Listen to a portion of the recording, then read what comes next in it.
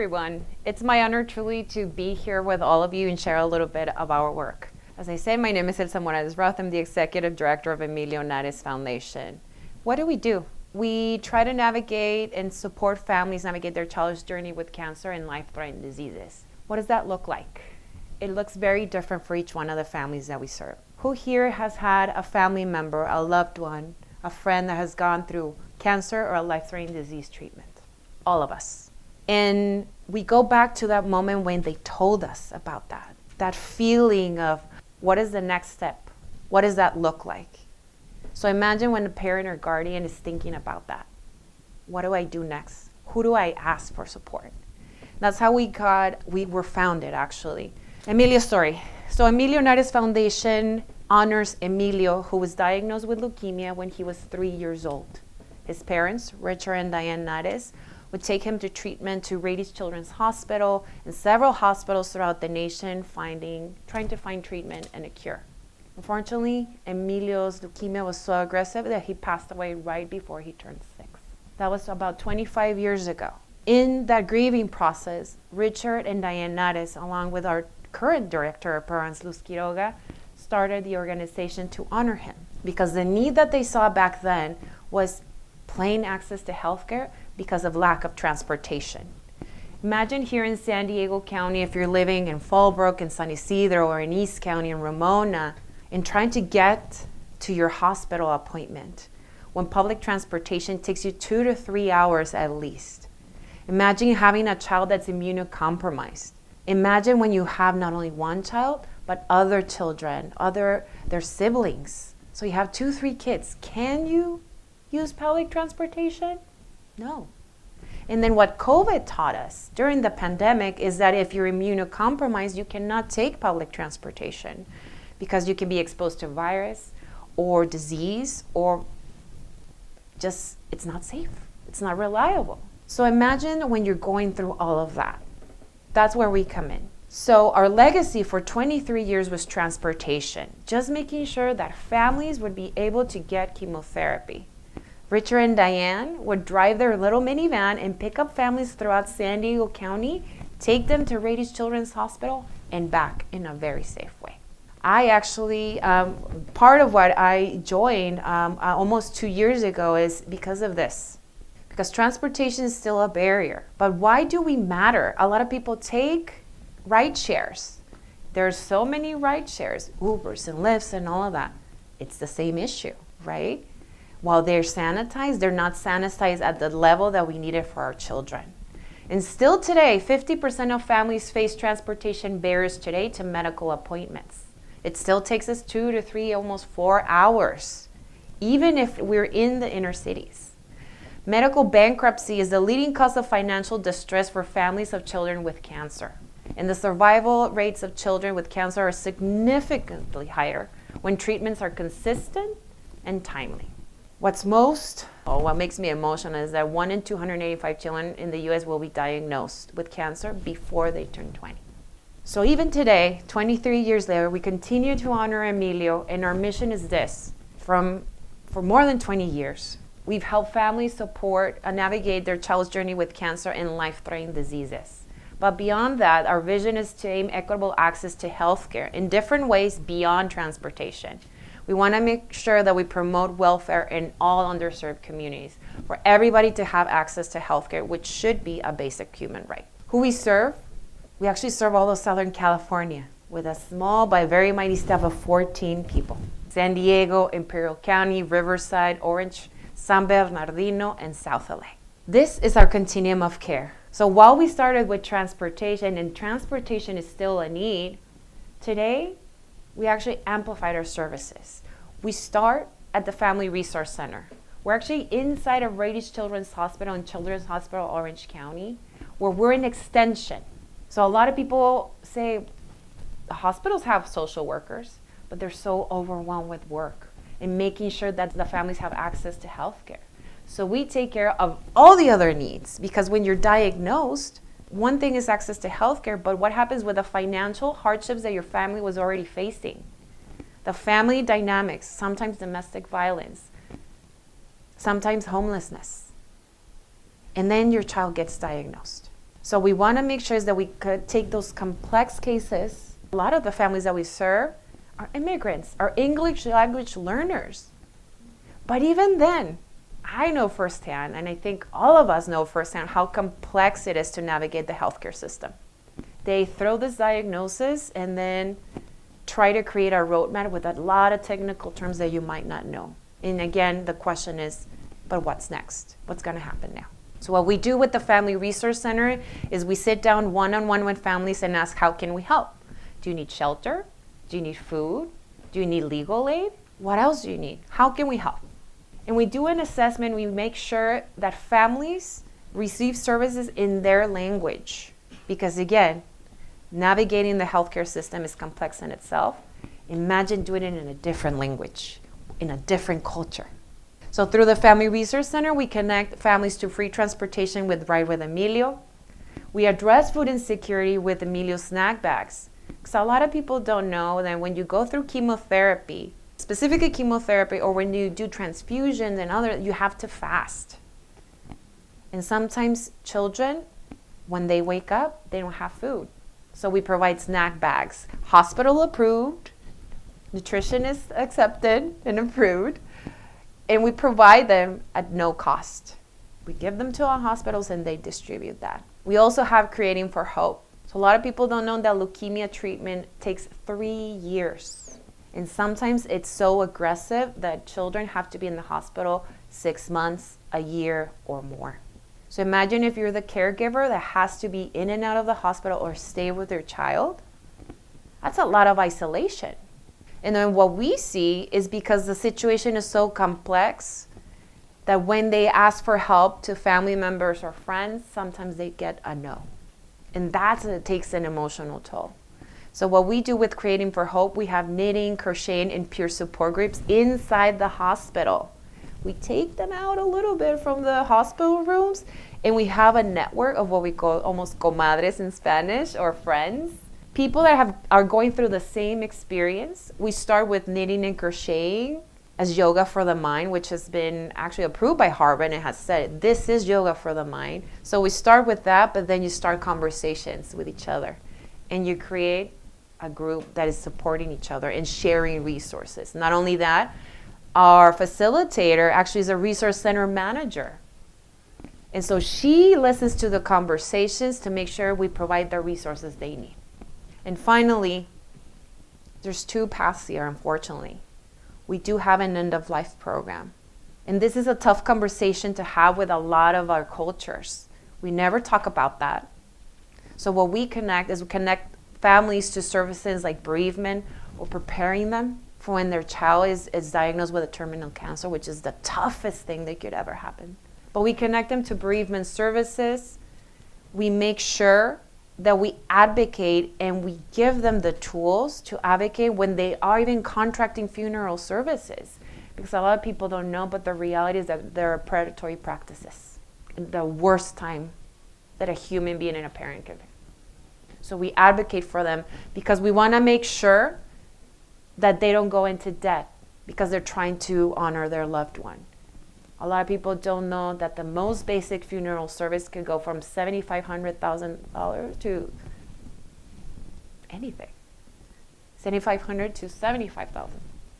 Imagine if a family is already below the poverty level. What can that do to their economic mobility? They're going to be in debt for years. So we try in a very caring way, make sure that although they honor their loved one, they should make sure that they also think about the future. But then part of thinking about the future is this program, Healing Through Nature, which I'll talk a little bit more about that. This is all during the treatment. This is our continuum of care, and this is a wraparound support for the whole family. We want to make sure that siblings, the uncle, the aunt, the grandmother, everybody feels supported. We connect them to mental health services to make sure that we keep them stable. These are some of the programs that I was mentioning. The one that I want to highlight is Healing Through Nature, which is our post-treatment program. Before I start with that, our impact, 1.6 million miles logged. 24,000 children have received snack bags. 15,000 individuals served. And this is the ethnicity and race that we serve. A lot of Latino, a lot of Black communities, a lot of people of color. And a lot of people say, do you focus only on low-income families and communities? No. We serve anyone that needs it, because even if you're a high-income earner, again, the healthcare system might be complex for you to navigate. So we serve everyone. Our why. Sandra, age 9. Imagine a child diagnosed with a brain tumor. 60 treatments and 2 surgeries. His uncle had to sell his home because he was going to be the one taking care of the younger siblings, while mom was going to go and take her to treatment, and while dad was working the night shift. Imagine the dynamics that are already existing. Brother dropped off from school because he needed to support uncle to take care of the younger siblings, the sisters. The youngest sibling was very resentful because at 2 years old, she didn't understand why mom and dad were not at home, only uncle. So what are the services that we provided? Free transportation, so we could get the chemotherapy, housing referrals, because again, uncle sold his home, they were renting a room, so we got them affordable housing through one of our nonprofit partners. And then beyond that, virtual education. The siblings had to stop going to school because they couldn't manage all of this. So we made sure they were with uncle and brother. They still continued to have the education online. We partnered with another charter school that would help us out. Translation and education of diagnosis. We partnered with another nonprofit that was specializing in translating this diagnosis, not ChatGPT in it, but actually translating the diagnosis to also do the research and let them know all the treatments that were available, that sometimes, unfortunately, we don't get all those options from our healthcare provider.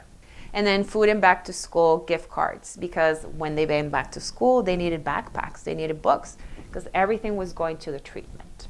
So this is beautiful Sandra when she got to ring her bell. For those that don't know what ringing the bell means, is you completed cancer treatment and she is cancer free. That in itself was such a celebration for all of us. We hosted that at our Emilio Nares Foundation offices, and part of the Latino culture, you have to have your aunt and your grandmother, and we had like 20, 30 people. We were missing the dog, just missing the dog. But in the middle of these conversations and celebration and talking to the parents, we realized, ooh, they're going through depression, both of them in different ways. Not only that, you see that in that plaque, there's 2 very small paragraphs, and that's something that the children read, or adults, they read to say, this journey is done. And it's in English and in Spanish, at least that one. So when I asked her, hey, do you want to read this? Because that'll empower you and say, yes, I'm a superstar, I'm a warrior, and I finished this treatment. And she said, oh no, I don't want to read it. And I asked, why? Do you want to read it in English or in Spanish? Because she's a Spanish speaker. I don't know how to read. So here is Sandra at age 10, completed treatment and everything, and she had stopped going to school. And she didn't want to go back to school because her little head was shaven. And she thought, I'm going to get bullied, so I don't want to go. What happens after treatment in regards to post-treatment support? Addressing social drivers of health, which are very much in line with the sustainable goals. Economic mobility, how can we connect them to education? Financial education, literacy, words alive mentioned it. To mental health, making sure that brother and sisters and Sandra herself were able to go back to school, get scholarships. It's a whole conversation. So the whole team came together, all of the Emilio Nares Foundation said, how can we help after treatment? Because what we want to do is make sure that we reintegrate them into everyday life and make sure that they have success, that they thrive after. That yes, we overcame this challenge, but what is in the future for us?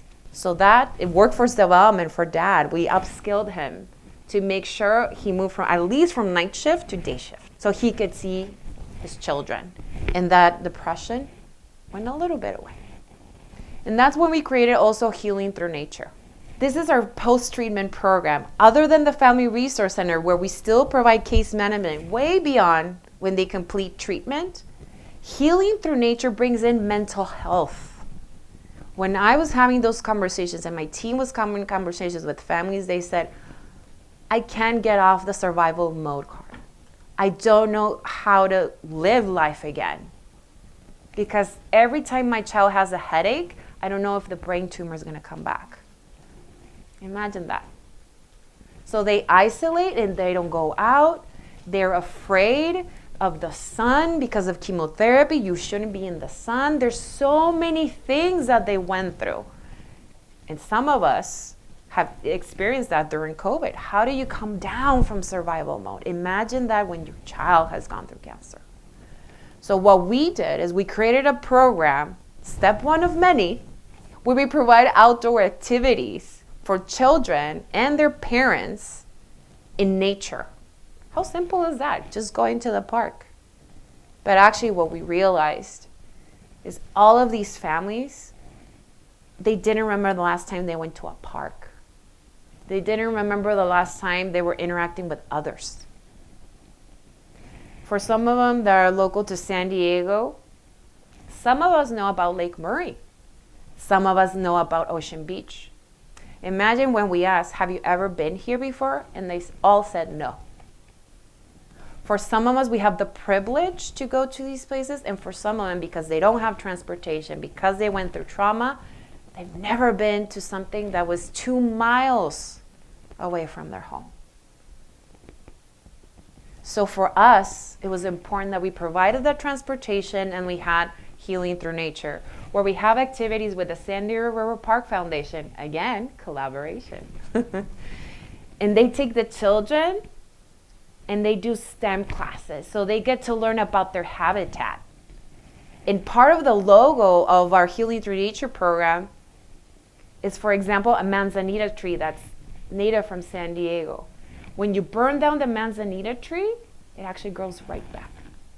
And so the part of our program logo is that, because we want to share that you are resilient. That manzanita tree, you're the same. Also the osprey. The habitat was destroyed by us humans. And actually it came back and now it's just grown. The population has grown. So the same thing, same concept, resiliency for all the children. So children get to learn about their habitat, become environmental stewards, but also just be kids with other kids that went through the same experience. And we separate the parents from the kids. We provide childcare, don't worry, we take care of them. But what's different is that the parents get to do other activities and breathe for a second and be real and share, I'm still depressed, I'm still anxious, I'm still this. So then we start talking about yoga. Mindfulness. When we ask, do you know what mindfulness is? Every single time, it's a no. So now they know about breathing exercises. That reduces anxiety, as we all know. But we do family activities. Every single person participates. We do financial education. You'll see that the parent, it says financial success. Why financial education? Because your brain is now going to start thinking about the future, from present to future.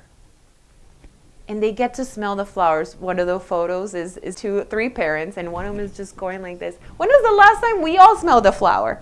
So this is the power of, again, making sure that you not only address the transportation piece, but all the other determinants of health, and making sure you create those spaces for families to heal after. So workforce development, mental health, education, this is all part of the reintegration that we work in. So it's not only supporting during treatment, now we're evolving into what happens after treatment. And we want to make sure that the whole family thrives after treatment. Ways to collaborate, if you want to volunteer. We're always looking for people who want to do mindfulness, that want to work with the kids and do workshops. We do dream catchers because we bring in indigenous healing practices from the Kumeyaay, from the land that we're in. If you want to just mentor one of the children, if you want to talk to a parent and be a lending ear, just parent to parent. we welcome that. You can partner. We're always looking for new activities. We have a couple of kiddos that want to play soccer, right? Collaboration, I already saw it. We have kiddos that want to do that or other activities, right? And of course, the funding. I always have to do my ask. Any type of funding is just going to allow us to expand. And this is just San Diego County. We're actually moving into Imperial County in the next year, and then into Orange County. So I just want to say, in any way you can, will you be part of this journey with us and help out families? Thank you.